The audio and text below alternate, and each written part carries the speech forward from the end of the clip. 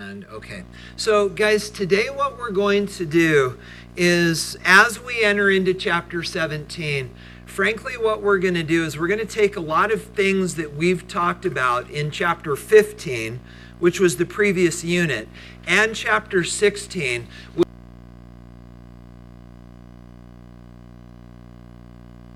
We're going to bring these together in kind of an interesting, well, I found this really interesting. I actually remember when I learned about this in high school, and I went, that's really cool. So guys, what I want to do is I want to set the stage for you for what we're about to do, what we're about to get into, by sort of playing a little game. It's not fun, but it's sort of a game. But guys, what you're going to see is that the answer to this game is actually tied up in this thing called the common ion effect. And I would encourage you to write it down. And frankly, guys, when I learned about the common ion effect in got to be honest with you, when I first started teaching AP and I sat down to map out the year, I was like, oh crap, someday I'm going to have to teach the common ion effect to high school students. And I remembered struggling with this as a high school student. And then frankly, when I sat down to teach this, my very first year of AP, it was frankly embarrassing because I was like, really? That's it? I mean, given what I learned as I got a degree in chemistry and then thinking through how to teach this, it was almost anticlimactic because I pictured this day being like climbing some interesting conceptual summit. And then when I sat down to figure out how to teach it, I was like, wow, that's actually kind of stupid. So you're going to see, guys, and when I say stupid, I mean it's simple. If you understand Le Chatelier's principle, and if you can do ice boxes, you're going to crush this. But then the thing that's interesting are the applications of this. And guys, that's what I want to tee up the ball for you right now. So you guys know by now, I love to draw beakers, right? Why do I love to draw beakers? Guys hurt me. No, because they're going to be on the AP test. And because I'm good at them. No, bad. Bad. I know. No, I can't even choose black. Now I'm all flustered. All right. Okay, so here we go, guys. Got a beaker full of water, okay? I'm going to ask you questions. So if I've got a beaker full of water, and let's assume that all of our solutions are 1 molar, pretty strong. If I take a beaker full of water and I dump in 1 molar HCl, what's going to happen to the pH? It's going to go down. And actually, my follow-up question was going to be how much, but Nathan's sound answered the question, right? It's going to fall off the stinking table. Guys, when we add strong acids to water, the pH plummets. Now reset the clock. What if we add sodium hydroxide to water? I can't wait to hear what Nathan does. Guys, what if we add sodium hydroxide to water? What does the pH do? That was lame. I was hoping for or something like that. It goes up a lot, right? Okay. What? You thought it was okay? All right, So now, guys, let's reset things. Oh, why am I not? Okay, there we go. So, guys, now let's do this. What if we have now a solution of sodium hydroxide? And what if we add HCl to this? What does the pH do? It neutralizes, right? Guys, as we add the acid to the base, the pH will go up until we hit that point where the pH is neutral. Then it will continue to climb. But the idea is this, that initially as we add the acid to the base, the two will react together, closing in on pH 7. Now guys, what if we do this? What if we add base to base? What does the pH do? It plummets, right? As we add more base, Oh, okay, but if we're assuming that they're equal molarity, I'm glad that you caught that, it wouldn't. But guys, the idea is there chemistry taking place? When you add base to base, is chemistry taking place? It's not. Okay, so guys, then going in this direction, let's do the other. What if we now, this was NaOH before, right? Okay, so let's make it HCl. So guys, what if we add NaOH to this? They neutralize again. What if we add more HCl to this? Does chemistry take place? It does not. And so guys, the thing that we're learning here is this. Water is very susceptible to pH change when we add acids and bases. That was our first thought. Then what we established after that is if we have a solution that is, first we said basic, adding a base to that doesn't do anything. And I said that weird, and I'm glad you caught me, but so you get the idea. If we have a solution that's basic and we add a base, no chemistry takes place. If we have a solution that's basic and we add an acid, they neutralize one another. And then similarly, guys, if we have a solution that's acidic and we add a base, they neutralize. If we have a solution that's acidic and we add an acid, no chemistry takes place. You get the idea? Okay. Now, guys, what we're going to talk about today is this really weird middle ground. What we're going to do today is we are going to talk about the creation of solutions that are simultaneously acidic and basic.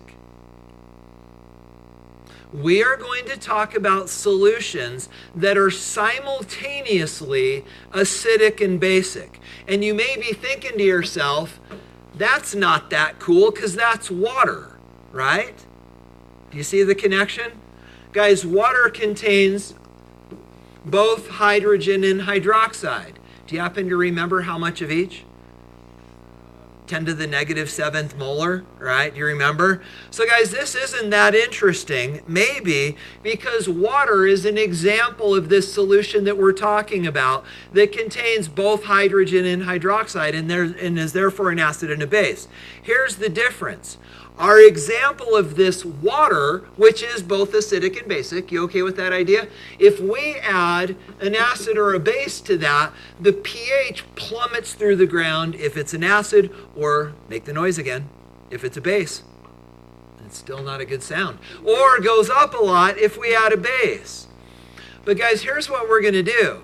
We are going to talk about the creation of solutions that are acidic and basic, but they are more acidic and more basic, and so acidic and basic that they begin to look like this, that they are so basic that you can add acids to them and all they do is neutralize, while simultaneously they are also so acidic that you can add bases to them and all they do is neutralize.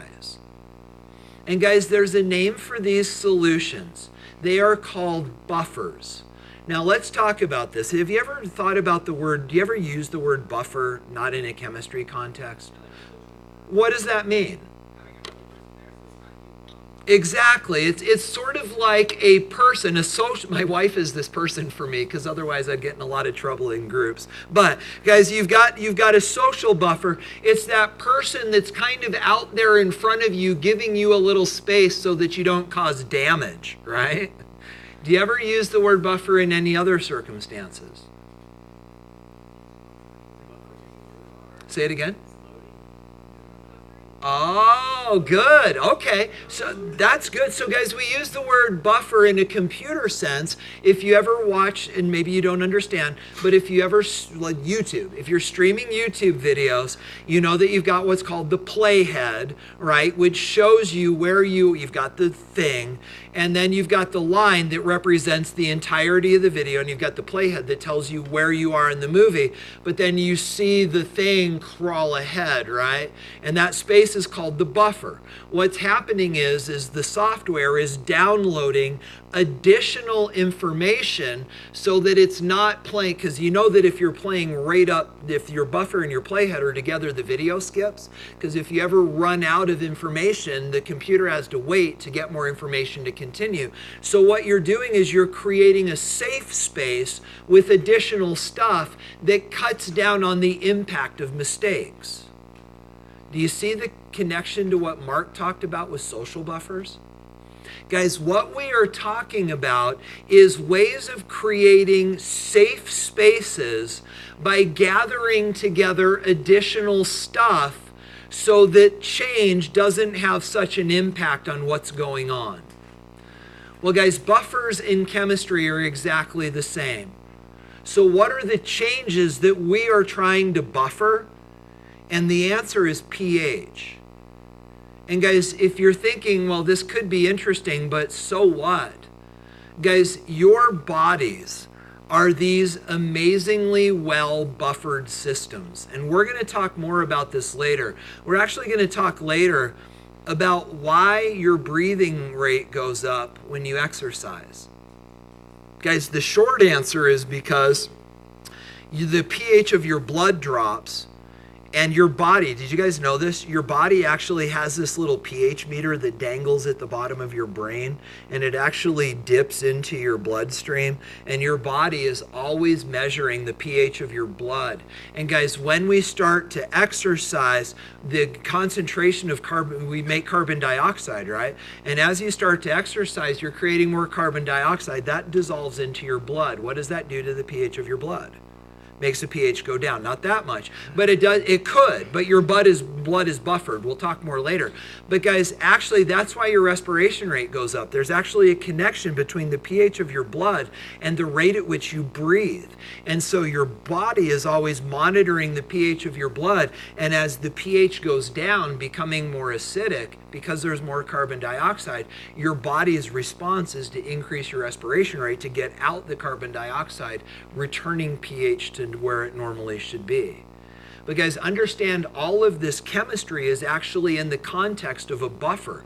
If our blood wasn't buffered, the extra carbon dioxide would quickly make our blood toxically acidic and you would die. It's called acidosis. And guys, it doesn't take much. If the pH of your blood drops about half a pH step, you are going to die. It's amazing how tight our body actually maintains the pH of our blood. It's actually how my dad died. My dad died of cancer, but the reason that he died is actually his blood became so acidic that it would no longer sustain life because all of his organs were shutting down. But guys, it's kind of sad. But guys, it's all about pH. So that's where we're headed. We're talking about buffers. So guys, how do we get there? And the answer is this. It's called the common ion effect. So guys, don't write it down. Let's talk. Le Chatelier's principle.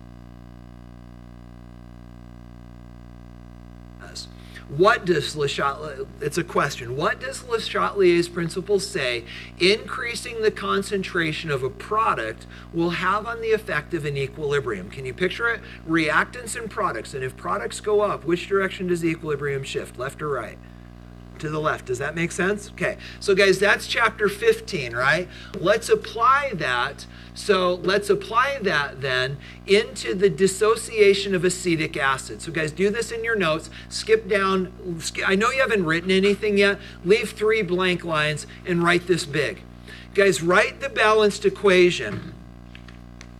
Write the balanced equation that represents the dissociation of acetic acid. This is something you'd better be able to do. You should, sorry, that was threatening. You should be able to do. Actually, you'd better be able to do. Never mind. By the way, guys, can I stop you really quickly? Write the conjugate base first in your products. Remember how we talked about that? That when we're doing, for example, ice boxes, when we write these equilibria, we'll write the conjugate first. Get in the habit of doing that.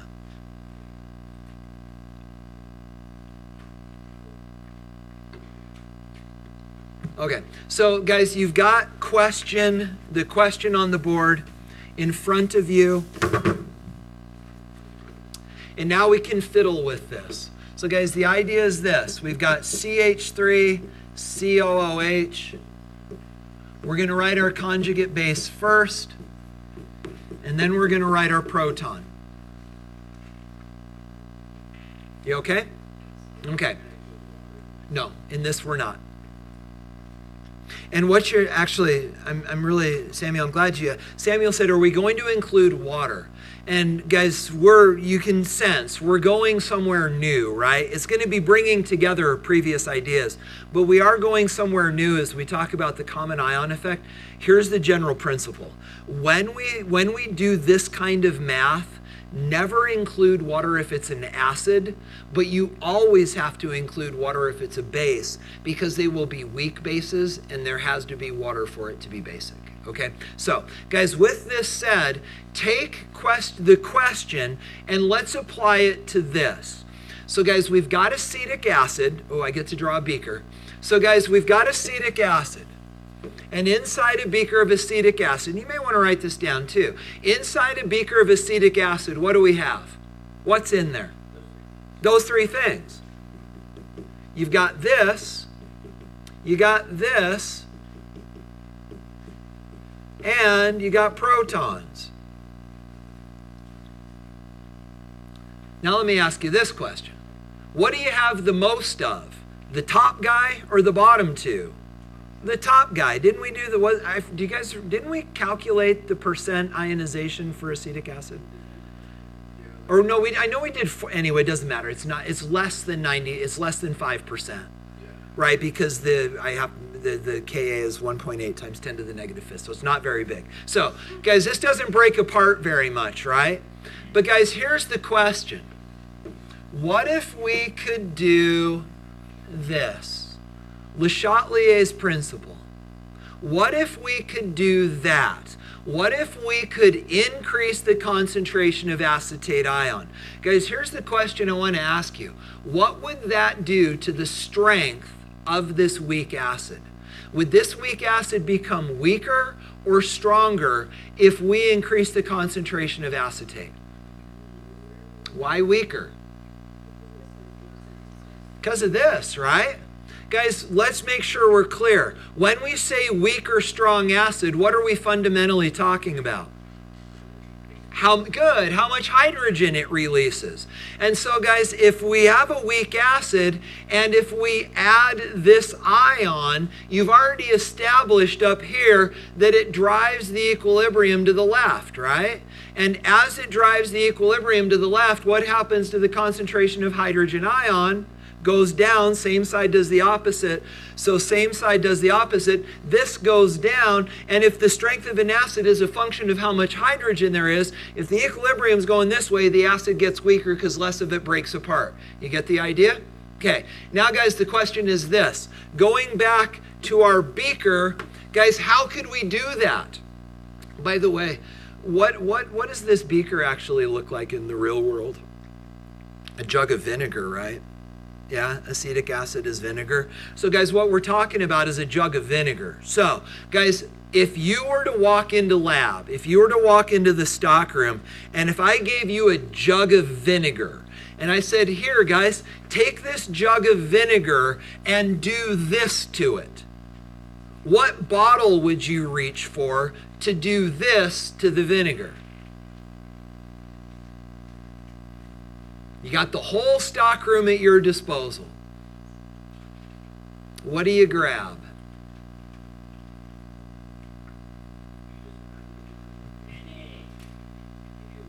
Well, Na is not even in the reaction.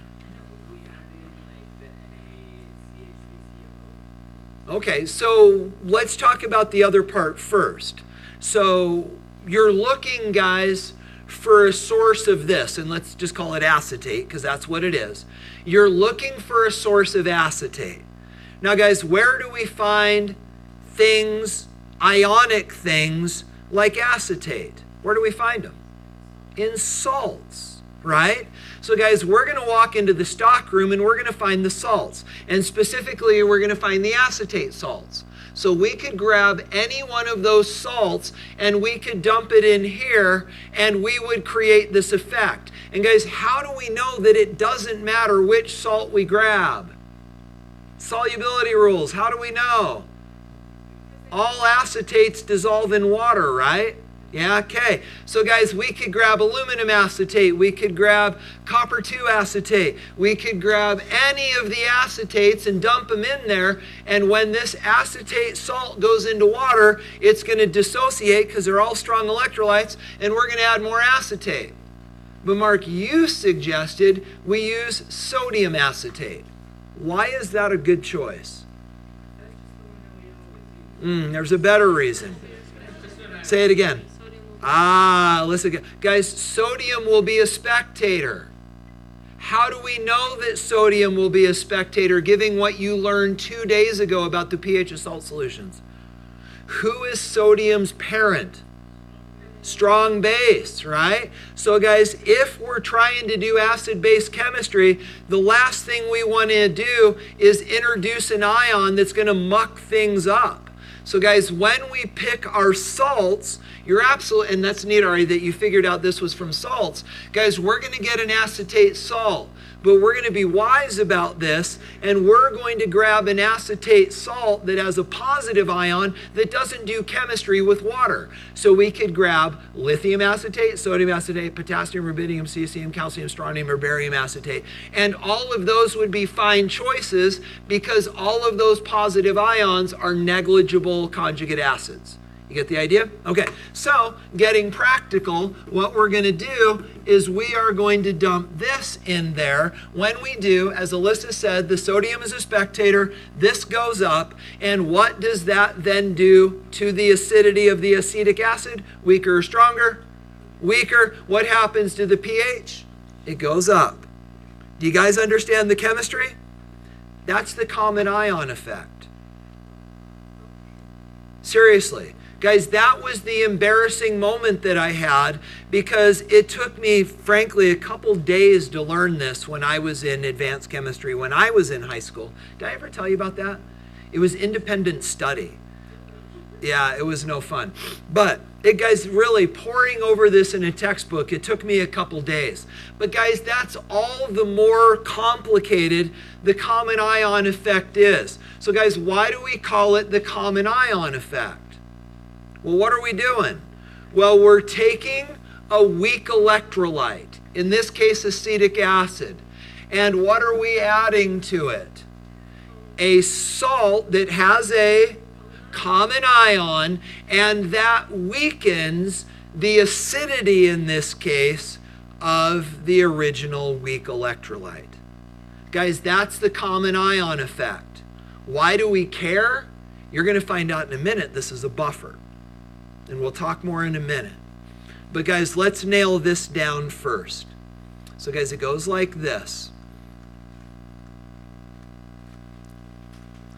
Hold on, please, before you write, let's think, because I think you get this. So guys, what effect would increasing the concentration of acetate have on the equilibrium? Drive it to the left. How could we do this? Sodium acetate, because sodium has a non-reactive positive ion. Then guys, what effect would this have on the strength of the acid? The acid would become weaker and the pH would go up. We're all okay on that, right? So why don't we just come down here and write down the definition of the common ion effect. So guys, the common ion of a weak electrolyte is decreased. Code name becomes weaker, right? The dissociation of a weak electrolyte is decreased by adding to the solution a strong electrolyte that has an ion in common with the weak electrolyte.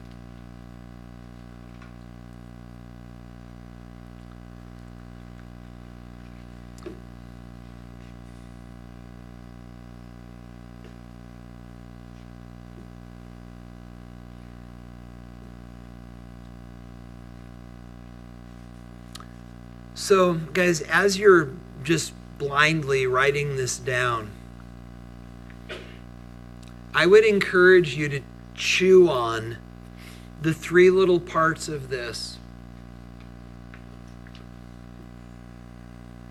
The three parts of this that I underlined.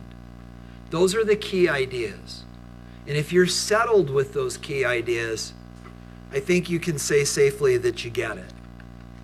If you don't, we should talk.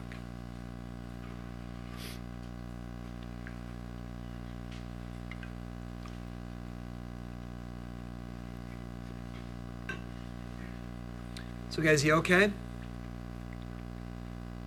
You're okay. Okay. So no questions conceptually? Okay. So guys, if you don't have any questions conceptually, let's now approach this mathematically. You ready? Do this. You have 4 minutes. What is the pH of a 0.30 molar acetic acid solution? Yes, it involves an ice box. Crank it out. Oh. Ka is 1.8 times 10 to the negative fifth. 4 minutes, y'all go.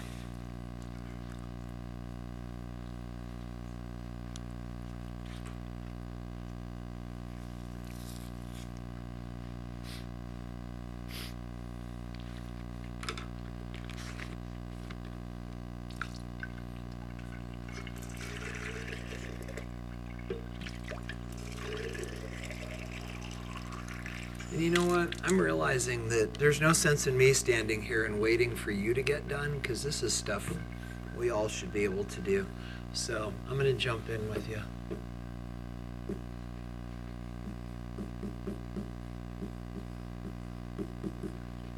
You guys remember conjugate base first.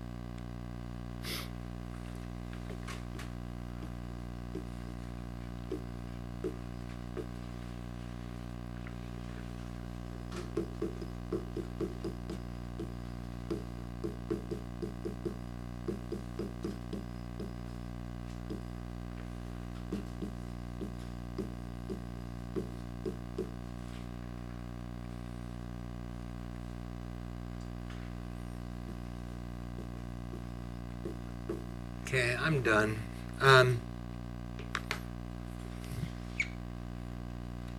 So guys, please, as you're wrapping up, I don't think I did anything stupid. But please check my work.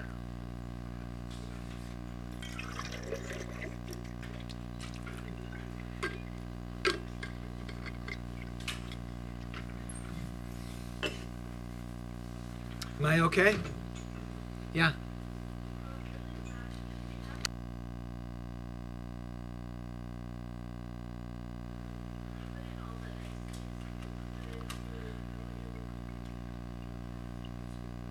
That is a good question.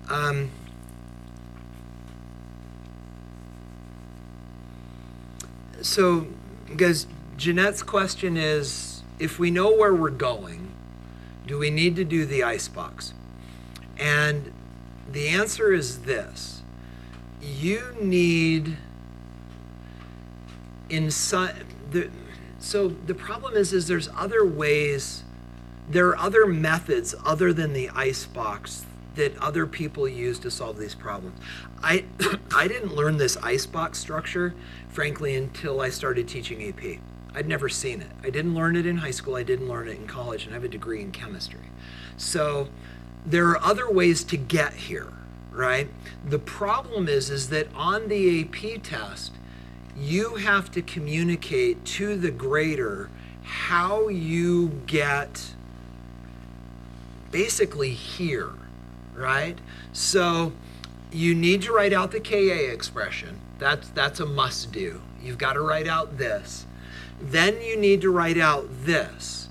And somehow or another, you have to communicate to them how you arrived at, especially the numerator being 0.3 minus x, and this becoming x squared.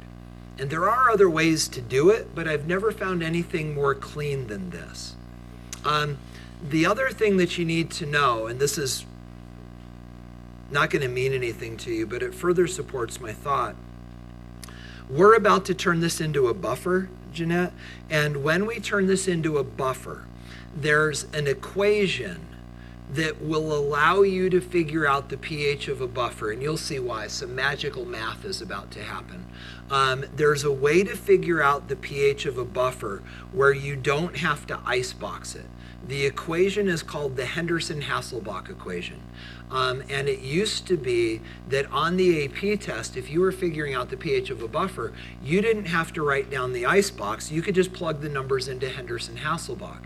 They took that away because what they were finding is that students were clinging to this equation rather than understanding the chemistry. So I would say don't cut that corner, because the AP graders, especially in the last few years, are less concerned about the math than they are concerned about the chemistry that underlies it. And this is where the chemistry lives. So I would be really careful to get rid of it. Is that? Oh, yeah. Yeah.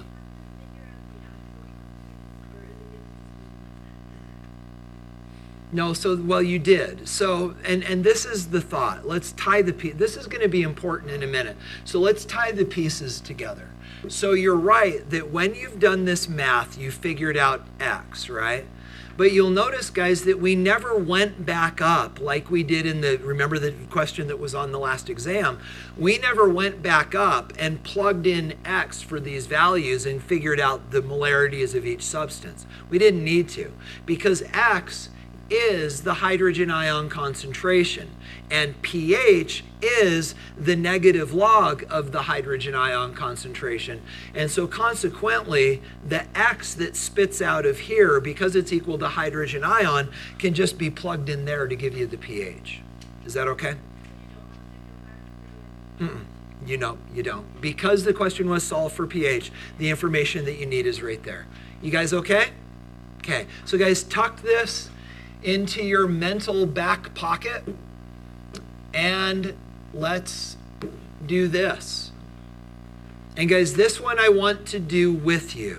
It says this: what is the pH of a solution that is 0.3 molar in acetic acid, and now, importantly, 0.3 molar in sodium acetate? So guys, first of all, what is the significance of the question? And the answer is over here in red and blue. Do you see the connection? Guys, now what we're going to do is we are going to take the acid that we've created, and we are going to add to it that common ion salt. Does that make sense? Now, if you really understood, remember that statement that you wrote down about what is the common ion effect? Guys, if you really understood that statement, you already have a pretty good sense of what the answer is going to be. Why? And guys, I'll clean up this mess in a minute. Actually, I'll clean up this mess now. Guys, here's the deal. We just did this. We figured out the pH of a 0.3 molar acetic acid solution. Now we are going to add 0.3 molar sodium acetate. So guys, given the math that we have already done, what is the answer going to be to this second question? Greater than 2.64. Think about that. What does the common ion effect say? It says that the dissociation of a weak electrolyte is decreased by the addition of a strong electrolyte, sodium acetate. It is decreased by the addition of a strong electrolyte that has a common ion. And I know this is hard to see, but the idea, guys, is this. Here is our weak electrolyte. Here is our strong electrolyte with an ion in common. So guys, doing this is going to make the acetic acid weaker. Weaker than what? Weaker than pH 2.64, so the pH is going to go up. Does that make sense? Okay, so guys, let's do the math. And it goes like this. So guys, join me in yet another ice box. So CH3COOH in equilibrium with CH3COO and protons and ice. So guys, please populate your ice box and then stop. And please do stop, but please stop.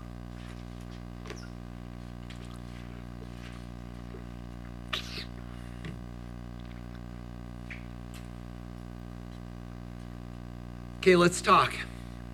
So we need the initial concentration of CH3COOH. That's 0.3 molar. Guys, this is now the difference. These are no longer both zeros. What is the concentration of acetate ion? 0.3 molar. Where did 0.3 molar acetate ion come from? Your salt. That's the point. Now, what is the concentration of hydrogen? Still zero. You haven't, remember initially we don't think of this as having broken apart. Now the math continues just like before. As this goes to equilibrium, these go down by x, and this goes up by x. Now, this is 0.30 minus x. Ooh, yes, sorry, that's a plus. Sorry. So this is 0.30 plus x, and this is x. Now, guys, you're about to have an interesting experience. The math in this becomes really fascinating, and I'd like to step through this with you. So remember, now what we're doing, guys, is we're solving for pH, and we've established that that's x, right? So let's get it. So we go Ka, just like before, is equal to acetate ion, protons, and unprotonated acid. And then 1.8 times 10 to the negative fifth is equal to 0.30 plus x times x divided by 0.30 minus x. All right, so guys, please pause there. This is fascinating. You ready? Are y'all caught up with me? Okay, now watch. Guys, at this point, when we solved this problem previously, reconnect with the previous problem. Guys, at this point, we plug in Ka, we bring the information down from the ice box, we set this up. And now, so that's where we are in the other problem as well. But guys, look at our next step. we write this approximately equal sign to, and we disregard the minus x. Why is that okay? Why can we disregard minus x? It won't change the value because it's insignificant compared to the initial concentration, and we know that because the value of Ka. Guys, take that same logic and now let's apply it here. Is it still okay to get rid of minus x? Yeah, so I'll stay in red. So guys, we can then do this. Approximately equal to, but guys, we're going to get rid of the minus x for the reason that we just talked about. But now, guys, let's remind ourselves, why was it okay to get rid of the minus x? Because the magnitude of that change is insignificant compared to the initial concentration. See where this is headed? We can get rid of plus x as well. Why? Because it's insignificant compared to the magnitude of the original concentration. So if we get rid of both of these, we then end up with this. And do you now see what this does mathematically? These cancel. Now guys, stop there. This is a big idea. We just canceled the 0.3s, the 0.30s. What are those numbers? The molarities of what? Where we started the solutions, right? So guys, here's an important idea. When you are building buffers, what's that? What's today? It's hump day.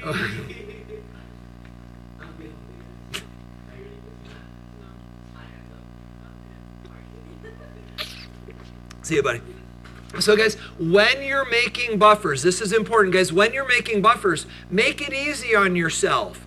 Make the molarity of your weak electrolyte and the molarity of your strong electrolyte salt the same. And when you do, they cancel, and the math gets a whole lot easier. Because guys, when those cancel, how do we now solve for x? It is solved for x. And what is x now equal to? Ka.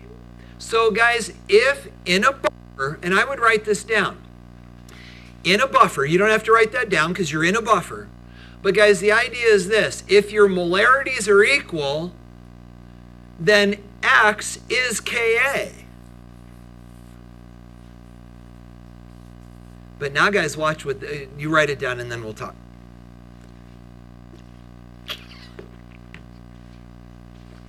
So guys, watch what this then does for you. Here's the neat part in the math.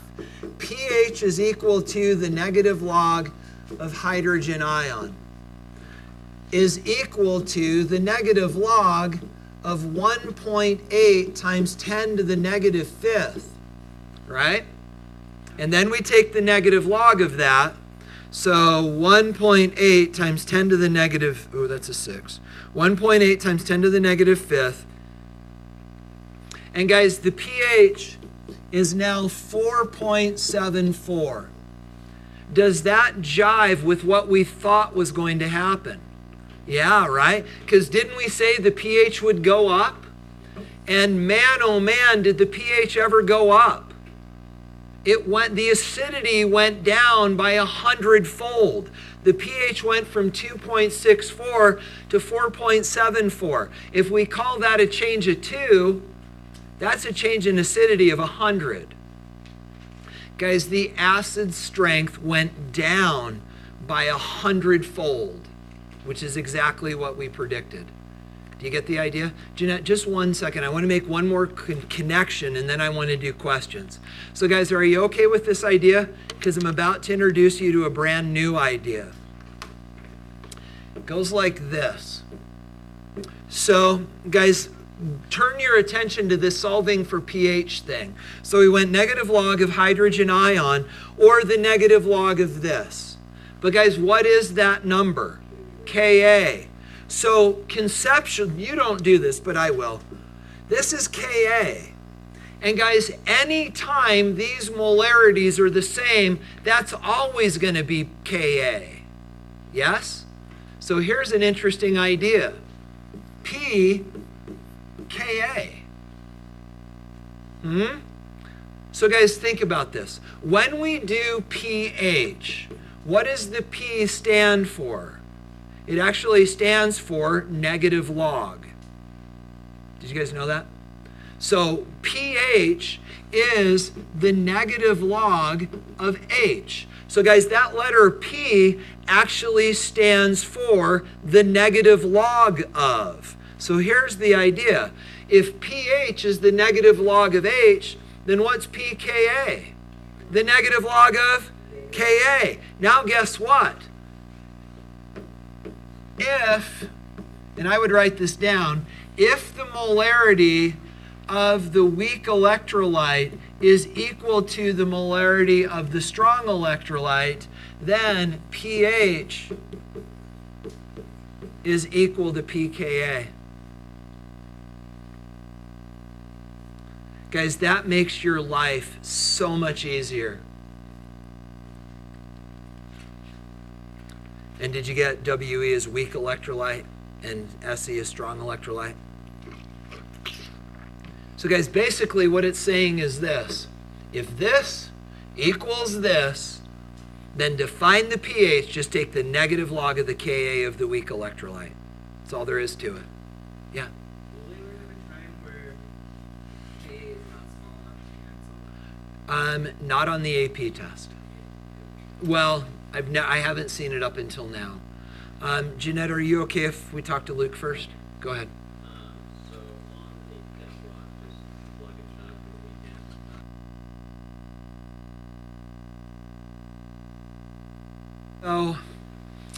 this is where we get into problems. Remember that equation that I was telling you about called Henderson-Hasselbalch?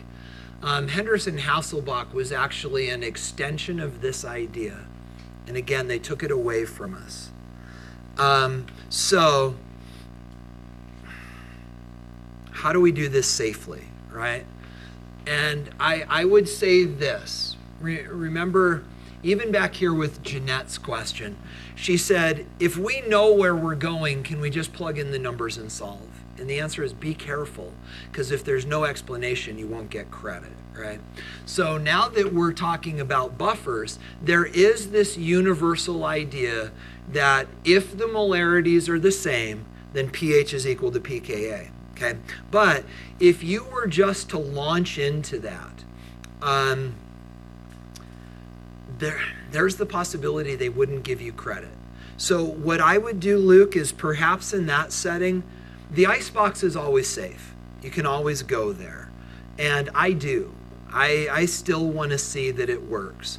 But if you're feeling confident that this idea applies, I would at least write it down. And I would say, in a buffered system, if the concentration of the weak electrolyte and the concentration of the strong electrolyte are equal, then pH is equal to pKa, and then solve it. But I would suggest there needs to be some explanation. Is that okay? Yeah. No.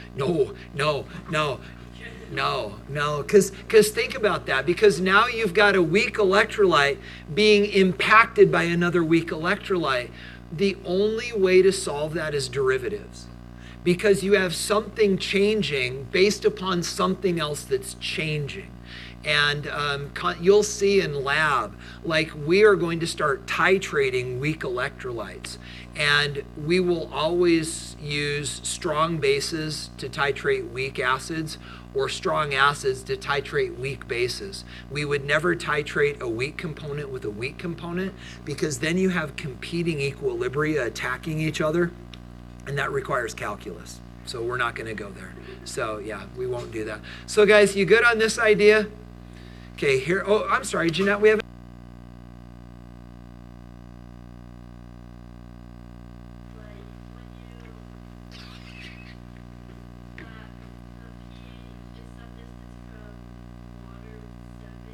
Okay.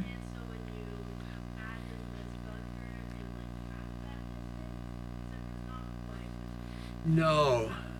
Yeah, it's, no, I wish... No, it does. It's not half. but there is a connection. I wish you were doing, I'm sorry to say this out, I wish you were doing the lab. This is actually, the observation is brilliant. The thing that you're talking about is what is called the half titration point. And we're actually going to do a lab in a couple, maybe we could even invite you in to do it. I'll try. Remind me later, because there is something significant about what you're thinking, but it's not halfway between the initial pH and 7. The half is actually the volume and not the pH. And then it gets cool from there. I wish you could come and we'll invite you in. I'll call Sterling. Come on, man, give her up for a day. We've given you up to him for a day, right? Yeah. Then come on. Or are you not going to go? Okay, we'll talk. Go ahead, Mark. Does this also apply to bases? Absolutely. No, oh, absolutely. But understand, if we were, so Mark's question is, does this apply to bases? Let me just scratch something, okay? So, for example,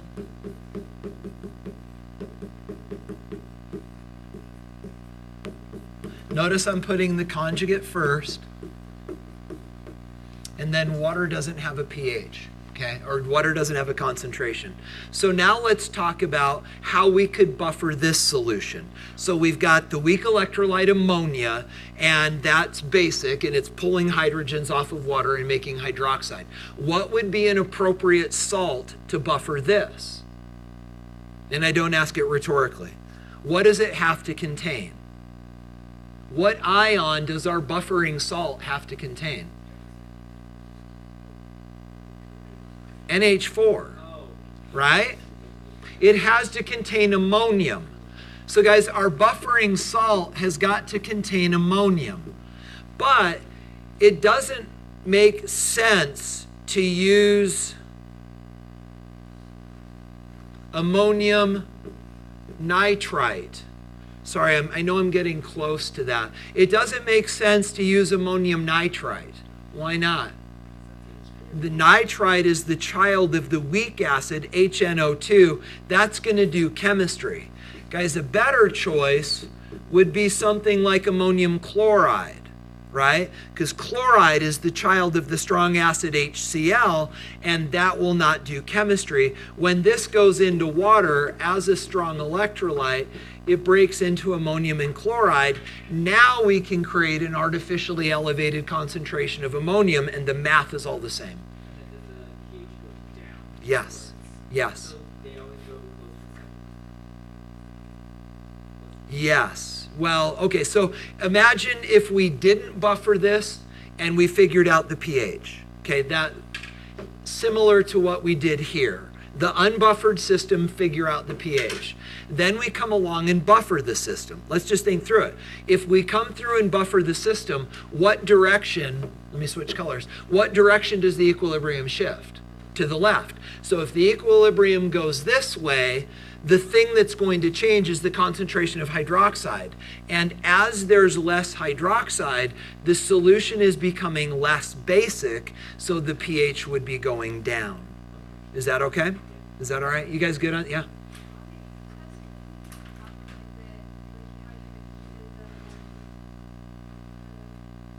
Yeah. Like pick the salt? Heck yeah, why not? Yeah, but I mean, play it safe. If it's a weak acid, pick sodium whatever. If it's a weak base, pick whatever chloride. That never will fail you. Yeah, okay. So guys, we're going to wrap up today by going back to this. And we are going to bridge into what we're going to do mathematically on Friday. So we're comfortable with the math. We understand that this is common ion effect. As we predicted, the pH did in fact go up. All of this worked out just the way we wanted, right? Here's why this is important. This is a buffer. Guys, this system that we just created, is a buffer. Let me show you why. And to do that, let me clean up this mess. So guys, this is a buffer. We understand that pH is pKa. So now guys, let's define buffers, and then let's talk about why the previous system is a buffer. So next thing in your notes, buffers.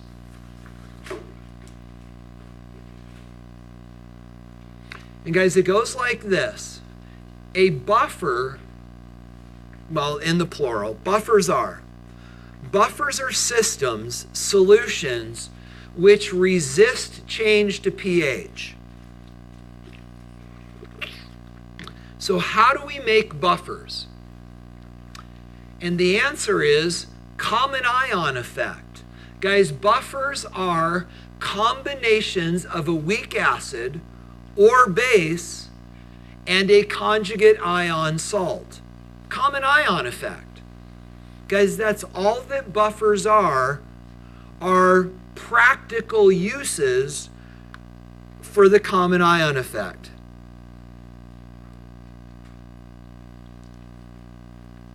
So guys, here's the interesting question. What makes a buffer important? And the answer is they resist change to pH. What does that mean? Well, guys, what it means is this. Remember, we talked about buffers socially. We talked about buffers in terms of streaming video. But guys, in the context of chemistry, buffers are solutions that behave by taking additional hydroxide or hydrogen ion and absorbing it without radical changes in pH. So what we are doing is readjusting equilibria that allow us to absorb the addition of acids or bases. They give us space. Just like a social buffer gives us space so we don't offend anybody. Or a computer buffer gives us space so the video doesn't stumble. Guys, pH buffers give us space so that we can add acids or bases to these solutions and they resist changes in pH. They give us room. What I want to do is show you how this works.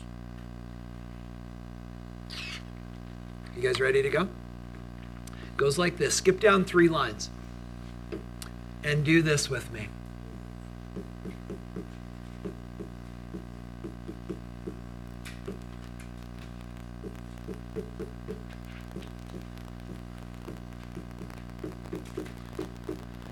Okay.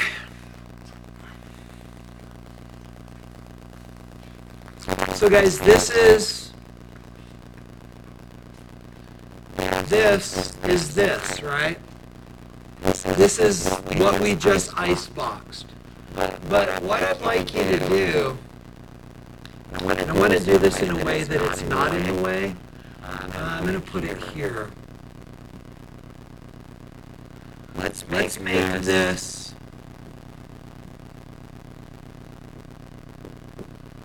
the buffer that we just discussed. That is 0.3 molar in acetic acid and 0.3 molar in acetate ion. Now guys, are those really the polarities of these things?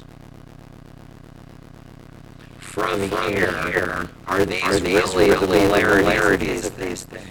No, because remember what we did. We figured out that the molarity that our x were to go. Our x is actually 1.8 times 10 to the negative fifth, and we could plug that in for x, and we would find that 0.3 is actually less than that by 1.8 times 10 to the negative fifth, which is a rounding error, and that's why we crossed it out, and we'd find that this molarity would actually be more than 0.3 by 1.8 times 10 to the negative fifth, which is also a rounding error, and we crossed that out. So guys, we can functionally then say they're both 0.30 molar. You get the idea? Okay. Now guys, do this. Imagine that this is in a beaker. Should I draw you a beaker? Sure. Come on, let's do a beaker. You know I do. So guys, here's what we've got. We've got 0.3 molar this. We've got 0.3 molar this. and we've got an itty little bit of that. 1.8 times 10 to the negative fifth, right? That's what's floating around in here. Guys, here's the question. Ready? What happens if we dump HCl into this? What if we dump acid into our buffer? Now, guys, conceptually, you understand what buffers do. What do buffers do when you dump acid into? What happens to the pH? Not much. That's what makes them a buffer, right? So guys, as we figure out how this buffer is going to respond to HCl, out of the corner of your eye, I want you to keep your eye on pH. So in the ice box, right, that was an ice box before. In the ice box, guys, where's pH? Right here, right? Isn't pH a measure of hydrogen ion concentration, right? So guys, as we're talking about the chemistry, and do this with me right now in your paper. Guys, and hold on, don't write it down quite yet. Here's what I'm going to do. Here's HCl, right? What's Cl? Spectator. So let's not put it. Let's get rid of the Cl, and we're going to make this generic. So guys, let's add an acid to our buffer. Do you see how I did that? Do this with me. Do this on paper. Guys, this is the idea. If this thing is truly a buffer, adding hydrogen ion to this, adding an acid, should not change the pH very much. And guys, this is what pH is measuring, the concentration of hydrogen ion. And you're going, wait a minute, we just dumped in a bunch of hydrogen ion. Shouldn't the pH fall through the floor? And the answer is no. And here's why. Guys, when you've got this system that is buffered and you dump hydrogen ion into this, the hydrogen ion does not attack the water and form hydronium ion and cause the pH to plummet. Here's what happens. Acetate ion goes, hey, yo, I got this. I got you covered. And the acetate ion goes, no. We're not going to let that hydrogen ion float around free and mess around with pH. The acetate ion goes, I got you. And the acetate ion grabs a hold of these hydrogen ions and converts them into acetic acid. And as the acetate ion grabs a hold of the hydrogen ion and converts it into acetic acid, what happens to the amount of hydrogen ion in solution? Nothing. And that's why the pH doesn't change. You get it? Does that make sense? Now, guys, this is where this gets cool. Let's reset the story, and now let's add hydroxide. Let's add sodium hydroxide. Sodium's a spectator, right? So let's do this. Let's add hydroxide. So guys, what chemistry takes place when we add hydroxide to the buffer? And the answer is this. The acetic acid goes, I got it. I got you covered. Hydroxide, I'm going to take care of you. And the acetic acid grabs a hold of the hydroxide ions. And when they do, it converts the acetic acid into acetate ion. But what's the other product? Water. Water gets kicked out of this. And what happens to the concentration of hydrogen ion? Nothing, and the pH doesn't change. Guys, that's the magic of buffers. If you add an acid to the buffer, the conjugate base grabs a hold of it, converts it into unprotonated acid, and the pH doesn't change. But if you add a base to the buffer, the weak acid grabs a hold of that and goes, I got you, turns that into water and more conjugate base ion, and in either case, the pH does not change. Do you get the idea? Does the chemistry make sense?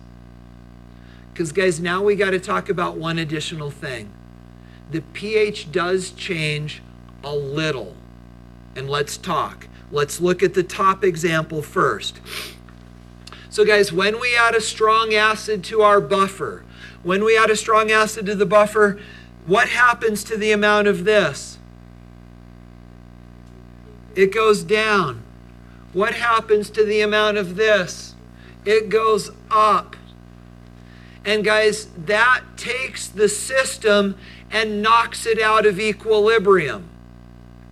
So what does the system want to do? It wants to come back to equilibrium. So if we've got too much of this and not enough of that, what does the system have to do to come back to equilibrium? Shift right or left?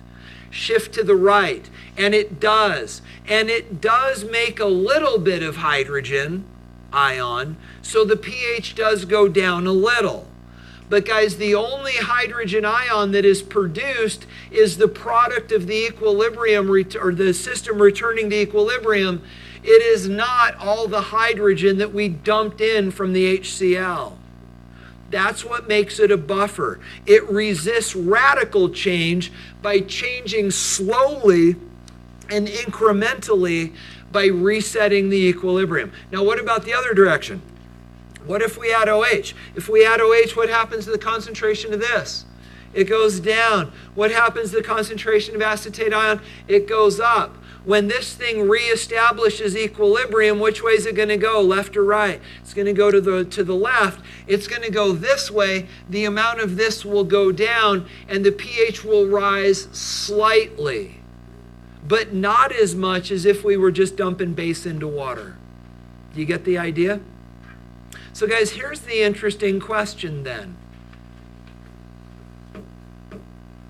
Why is acetic acid not a buffer? This was our very first calculation. Why is acetic acid not a buffer? What doesn't it have? Go ahead, Jeanette.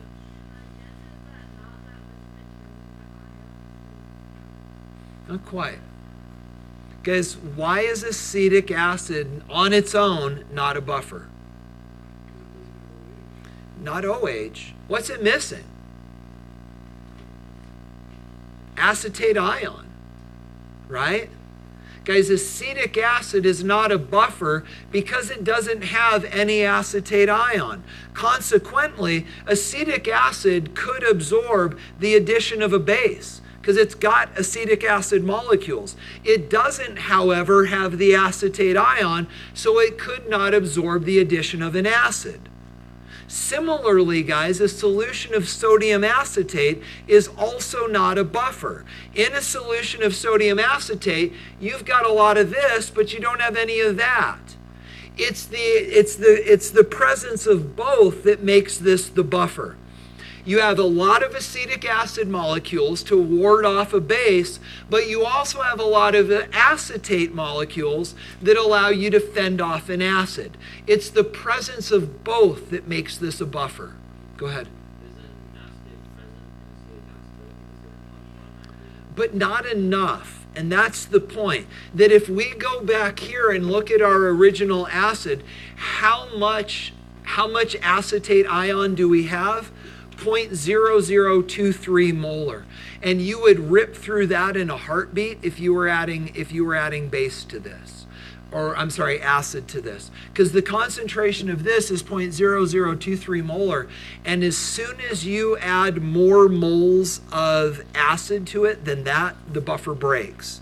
So that's what makes this system a buffer, is that so this system a buffer, which is also this, that's what makes this a buffer, is you've got so much of both the weak electrolyte and its conjugate that there's so much of it in reserve, buffer, there's so much of it in reserve that it can handle either attack.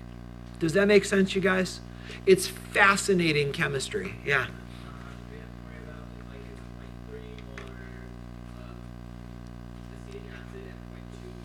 Sure, then this would just be 0.2, and you go from there. It just means your X's don't cancel, or it just means these don't cancel. Does it make it like more of a buffer? Yes, it does. And we are actually going to start Friday's conversation with that very idea about more of a buffer and less of a buffer, and we're going to talk about buffering capacities and buffer failure. Yep. Okay, so guys, here we go. Homework. This. While you're doing that, let me stop recording.